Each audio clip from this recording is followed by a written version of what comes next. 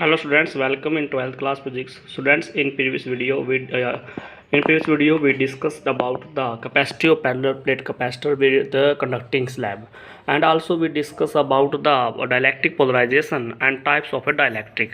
I told you that dielectric is of two types. One is a polar dielectric and another is a non-polar dielectric. Also, we saw that when a dielectric non-polar dielectric is placed inside electric field, it become polarized. And also I told you that net electric field inside a dielectric is E naught minus EP. So beta, inside the dielectric, when placed in electric field, net electric field is equal to E naught minus EP. So this is the applied field, and this is the field due to polarization, and this is the net field inside a dielectric. But in a conducting slab, net electric field is a zero. Okay, when we apply electric field on the conducting slab. Now I also told you that what is the dielectric polarization, and polarization density was the ratio, it is equal to surface charge density, and also it was it was also polarization density equal to I also told you that field due to the polarization, that is equal to, yeah, you can say that field due to polarization equal to rho by xi. Okay, sorry epsilon. Okay, तो ये दो term मैंने आपको already ही बताई थी बेटा, दोबारा से भी मैं इसको लिख रहा हूँ. तो rho is the polarization density and epsilon this is the property of the medium when dielectric is introduced. Okay, now today we will define next important term, that is dielectric constant. So dielectric constant is a ratio of electric field. It is a ratio of electric field when air is placed between plates. जब plates के बीच में air थी तो उसका electric field का ratio two the electric field when dielectric is introduced. तो ये दोनों ही इलेक्ट्रिक फील्ड का क्या बेटा रेशो है. ठीक है, तो एक बार रेशो किसका है, इलेक्ट्रिक फील्ड का ratio when air was the medium between the plates, and second was when the dielectric is introduced between the plates. तो K is equal to electric field in the air, and this is the electric field between the plates on the plates when dielectric is introduced. So this was the ratio. Okay, now this is the dielectric constant, और मैंने first unit के first chapter में भी आपको बेटा बताया है, it is the ratio of coulomb force in air to the coulomb force in medium.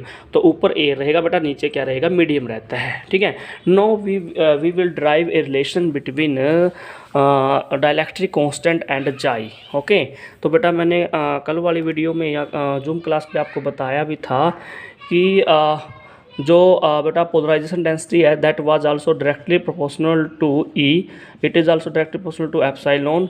तो यहाँ पर मैंने दोनों को इकट्ठा लिख दिया भाई, और साइन ऑफ प्रोपोर्शनलिटी को खोल दिया बेटा, तो क्या आ गया, जाई ई एप्सिलॉन. ठीक है, तो ये भी एक टर्म थी. तो बेटा हम अब क्या करेंगे, एक रिलेशन ड्राइव करेंगे, रिलेशन बिटवीन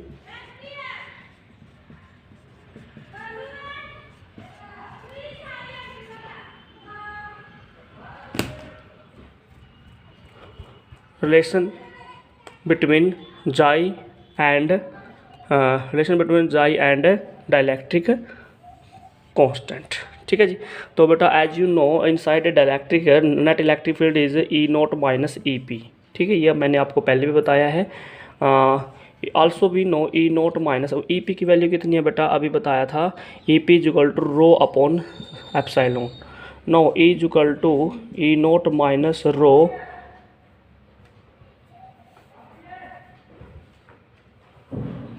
ई नोट माइनस जाई की वैल्यू कितनी है, sorry replace the rho dielectric constant, sorry polarisation density की वैल्यू यहाँ पर रिप्लेस कीजिए बेटा, जाई ई एप्सिलॉन अपॉन एप्सिलॉन. ठीक है, cancel with epsilon upon epsilon. ठीक है जी.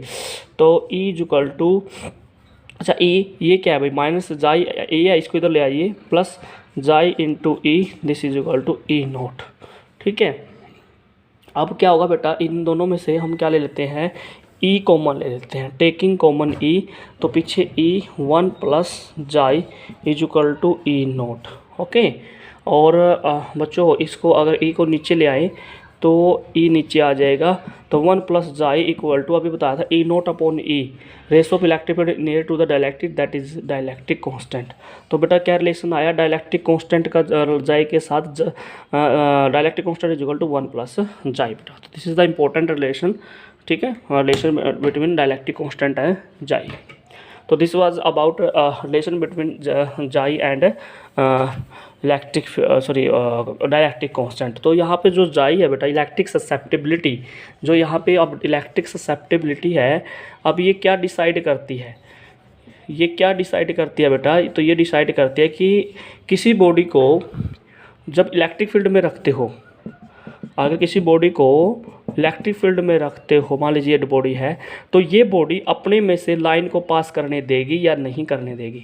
ठीक है, लाइन इसमें से पास करेगी या नहीं पास करेंगी, ये कौन बताएगा भाई, इलेक्ट्रिक ससेप्टिबिलिटी बताती है। ठीक है, तो इलेक्ट्रिक ससेप्टिबिलिटी क्या है, it is the property of the body to allow the electric lines of forces through it. ठीक है, तो दैट इज़ इलेक्ट्रिक ससेप्टिबिलिटी।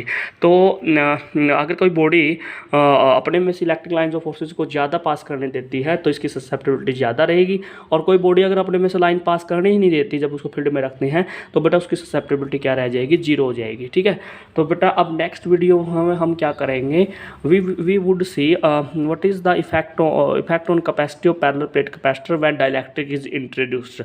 मैंने पहले आपको कंडक्टिंग स्लैब डाल के चेक किया था, आज हम बात करेंगे डाइलेक्ट्रिक स्लैब। ठीक है जी, डाइलेक्ट्रिक स्लैब डाल के कितनी उसकी कैपेसिटी पे क्या इफेक्ट पड़ेगा उसके बारे में बात करेंगे बेटा। ठीक है, तो थैंक यू ऑल।